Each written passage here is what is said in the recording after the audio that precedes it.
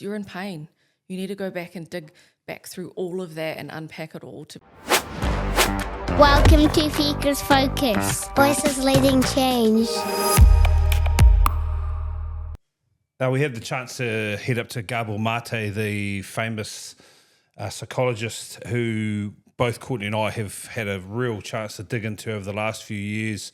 I saw his podcast originally on Diary of a CEO, and then we ran down the books line. I read two of his books, Scattered Minds and The Myth of Normal, and they're actually fantastic books. But to go and see him live in Auckland on the weekend was an absolutely unreal experience. Courtney, why don't you just give your initial thoughts on what Gabor was like for you? Yeah, I have followed him for about 3 years now as I started just exploring and seeing a lot of his work online through podcasts and books, and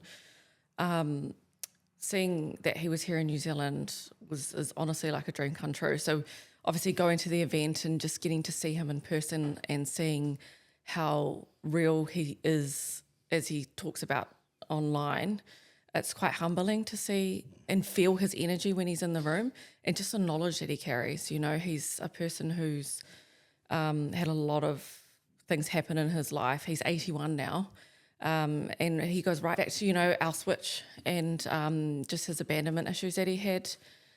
Really digging into that and talking about that, with listening to him talk about that really opens my eyes to even small things, that happened to him when he was an infant, but it's actually affected him later in life, and hearing just how that shaped him, who he was as a husband, as a father.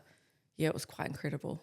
The energy in the room was pretty intense too. It started very intensely with a Q&A, certainly some very heavy topics that we were all confronted with, and I was amazed at his ability to quickly connect and build rapport with people who were being deeply vulnerable in a space. This man spoke about an addiction to the New Zealand heroin, and that he'd been on methadone for 15 years and that he was terrified to get off it. And ultimately what came out of the conversation, which was frustrating, was that no medical professional had actually said to him, have you dealt with your trauma? And he had to come to an event like that with Gabor, and for him to say that. Yeah. Well, he spoke about addiction quite a bit in depth around he's never met anyone that had an addiction to alcohol, drugs, shopping, anything like that, gambling. He never met anyone that had an addiction that never had childhood trauma. It's masking something, that they never had as a child to soothe or help or process emotions, which makes so much sense when you think in depth about it. The people in that room all were there for a reason. They've come from so many different backgrounds. They've experienced their own trauma. They're physicians themselves. They're trying to help people. They've got children who are struggling, and it was just this crowd of people who just had so much depth to them and wanting to understand more.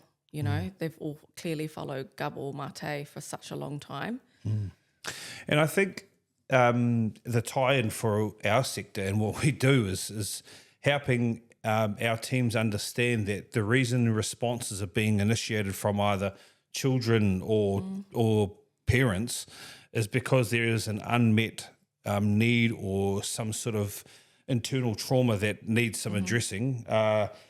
And it got me thinking about my own childhood, but also about me as a father, me as a husband, and in terms of sometimes my abruptness is not great for our children or for you.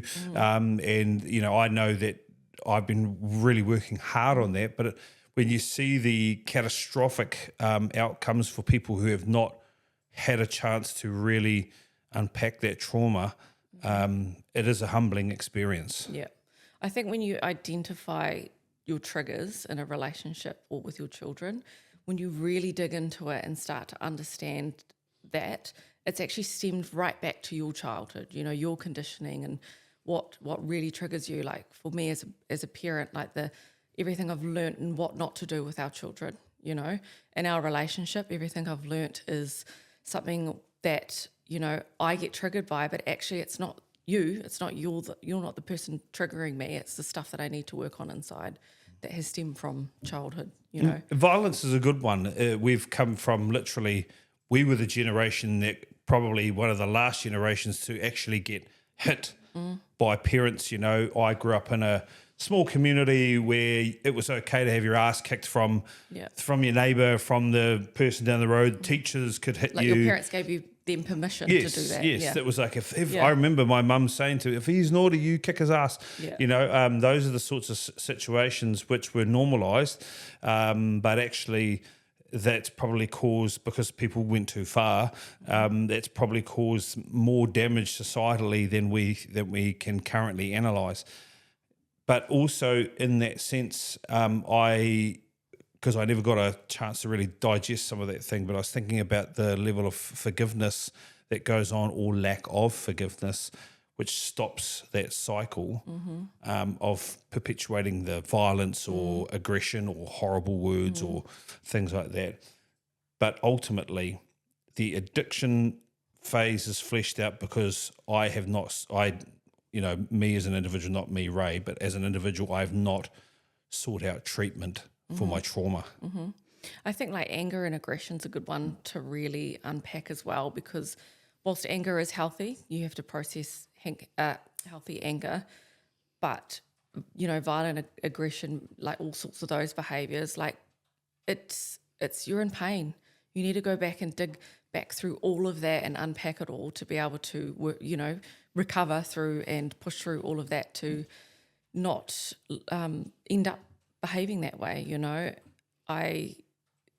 One thing he said, I know many people who can say today that, I had a great childhood. We all had great childhoods, like there were parts of that were great. But when you sit there and say, I had a really great childhood, like I had no trauma, I know people today that say that. We can see from the outside that certain behaviours that they have does indicate that there's some sort of conditioning there that has stemmed from childhood. One thing he spoke about was people please, in the bigger sense of it, people pleasing, the people who end up having autoimmune disease.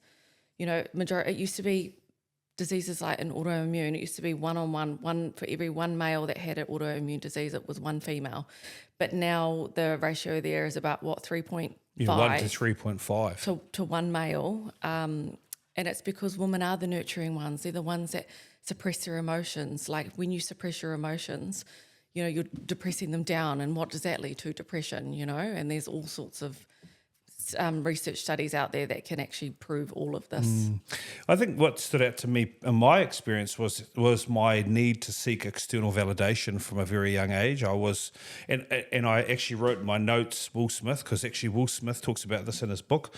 He came from a violent upbringing himself, and his job was to make his dad laugh to stop the violence. I remember, probably still would fire me up today when people would call me a show-off, because I was good at things but I was a big character. But it was seeking external validation, and actually, what Gabor spoke to, which really resonated with me, was there was a internal piece that required validation from external pieces. And that actually made sense to me as a teacher. I'm there to help. I'm there to change people's lives. That was the kind of story that I told myself, but it was for my own glory. I still carry that element to me, but it's actually not for my own glory. It's for the glory of our sector and for the glory of what we really want to do in life. But then even the principalship, and I reflect on the fact that I won the principalship young at 26 because I was trying to prove people wrong. I was trying to shut people up. Like he says as well, that external validation that you need.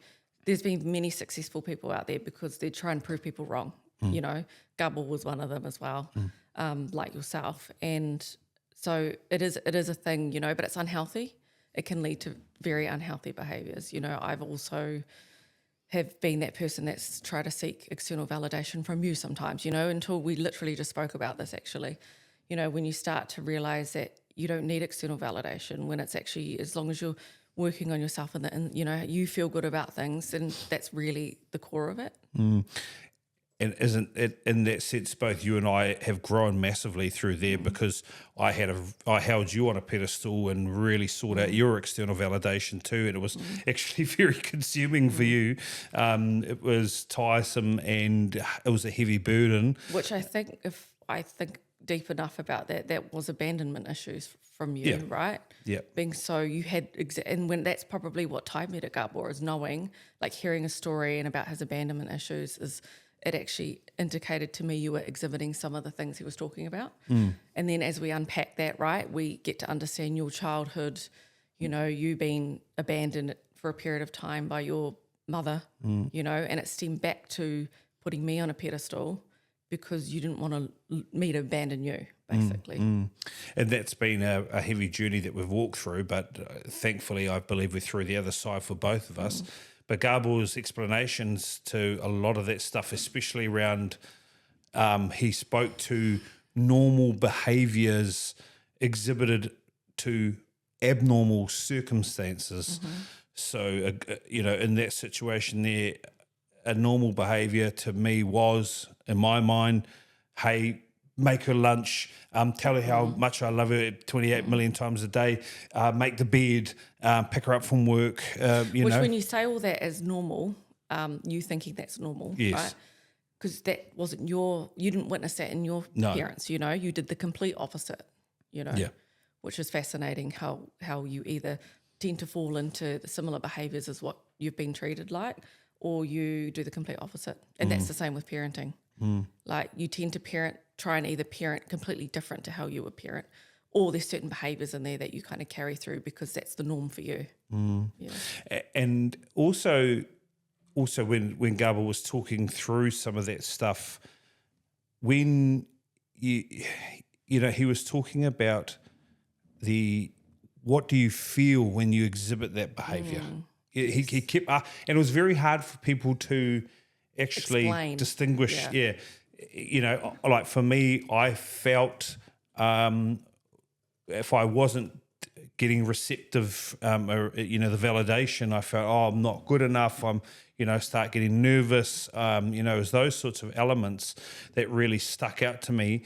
And then it's a you feel a level of weakness, a level of lack of control, and those sorts of, and then of course you can see why. And I'm very thankful that I was never addicted to heavily harmful things like other people do, but I certainly got addicted to other things which continue to prove my worth with the coaching and you know, throwing myself at a career, you know, getting to principalship young, Collecting you know, Warriors jerseys. collecting Warriors jerseys. That still haven't addressed that, but it's those sorts of elements there where he made a lot of sense for me.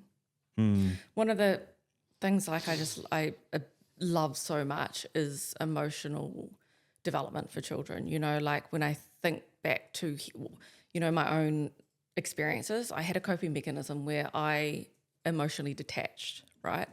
And I emotionally detached until 3-4 years ago.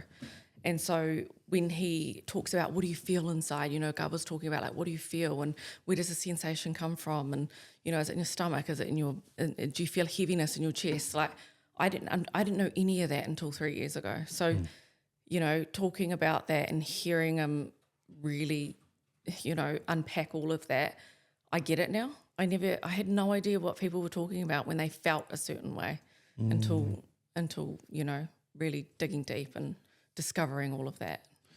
And I know it's been hard for you, but this is the version that I love of you the most. I think the version who you were when we were going through different phases and iterations of our marriage was suitable for what you needed and also who I was as an individual as well. I mean, it was suitable for the time, but it was never going to last. Yeah. And that's what we believe, right? We're all about how the universe aligns everything. It's meant to happen at the same when it's meant to happen, and that's exactly that. I was meant to be who I was back then, emotionless, to support you on your journey, for then you to heal to be able to support me on my journey. And it's a nice round way that we ended up back at someone that you and I both admire with Gabor, to sit in a room and actually me personally, I felt a lot of peace in there. I felt like I wasn't turning up to actually try to address some ongoing needs that I have. I actually was able to just sit and listen and take notes and enjoy. And we laughed a little bit, not at people, but we laughed quite a bit at some things because we were laughing mostly at ourselves. Wasn't it interesting looking at, I was walking in there wondering what kind of people are going to be here, because I feel like I always assumed that personal growth in your journey is quite new, at the moment. But a lot of we were some of the youngest people in that room. You know, they were all, some of them over 50, over 60. They've all been through some sort of event that has led them all to this one spot where it was so non-judgmental. You felt the energy. It felt beautiful. It felt safe, very calming, and everyone was just there to listen and take in all his knowledge. And ultimately, Gabor's book, The Myth of Normal, talks about normalising what we have to do in today's society, which is to continue to work hard and heal. And it's certainly something you and I have taken on board, and we encourage others, especially married couples, I think. I'm proud of us in that sense. We've always worked hard through that space and been vulnerable in realms, and we've had to work hard to accept parts that really frustrate us and also be clear about communicating with it. But sitting down with you at Gabor in a room with people who were all there to either heal or learn how to heal or learn how to heal others was a really inspiring space. And we're quite, I feel, nearing, we've been through the hard times where it's been really hard and you just don't know, you're not flowing, like there's no flow, you feel like there's no support. But in a relationship, like if you just keep pushing, you just keep pushing. What's that book that you talk about where he stops digging? 2 feet? Yeah, 3 feet from gold. Yeah, 3 feet from gold. Like Sharon Lecter. If you just keep pushing that little bit harder, you actually get to the other side of that. And then you just, live a beautiful life until the next thing comes, and then you do the same thing. Like why would you stop working on it and find another partner where you have to start all over again? Like you just don't do that. I wouldn't want to do that. So you just got to keep fighting and keep pushing hard to just get to the next level. Well, I appreciate you, babe, and love you, and it was a cool experience to go up to Gabor with you, and I look forward to, and we're always open for those discussions. I think trying to make this a very available to our communities. A normalised thing, I think we need to do. We've spoken about it for so long. I just hate podcasting. But I'm getting better. I'm working on it. Yeah, and I think a couple of things we want to direct. Courtney wrote some beautiful words on LinkedIn the other day about energy, and I'm getting some serious momentum on LinkedIn as well, and we're trying to do that because what we're trying to do is continue to feed our community more value, and actually if we can help parents who are our ultimate customer at the moment in that space understand that there are going to be different seasons and you have to work hard. Dads, I'm telling you to work hard for your children, work hard for your wife or your partner. I'm telling you will come out far better off in the future. Up the was. I was about to say that actually.